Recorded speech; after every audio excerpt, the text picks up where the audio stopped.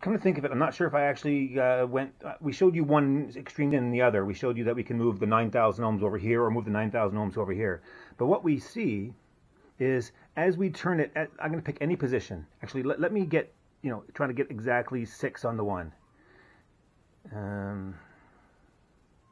Okay, so there's 6,000 ohms. And here's our 3.2 thousand ohms to make 9.2, which is what the total was. Whether it was on this one or this one, it was 9.2 on both sides. And this is just showing you how much closer to this side it is than this side. Right? There's less resistance here, so it's a shorter path. That coil of wire, our electricity from our multimeter, which is what we're using to read resistance, right? The multimeter is putting current through this circuit and measuring the voltage coming back and doing Ohm's law and figuring out how much resistance there is based on current drop at a known voltage.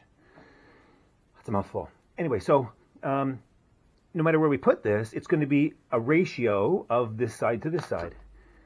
So, and that's, again, we're measuring resistance, but resistance is load. So if I actually put electricity through this, there will be one side, the one with a higher resistance, will be a higher load and a more of a voltage drop.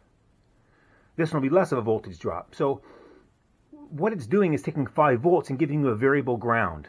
It's taking some of that 5 volts and sending it off to ground, burning it off. The rest of it, it's using to do what you need done. Whether it's tell a computer what a position is, whether it's telling a volume control how much to go up, whether it's telling a light bulb how bright to be, whether it's telling a fuel tank, fuel level sensor or a gauge, how much current to let go through the gauge. There's all kinds of reasons why this is handy for doing those things. It can be used for current control, but usually that device is a rheostat.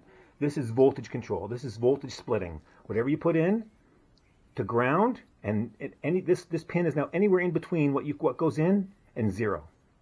And we're going to use that to tell this what's going on.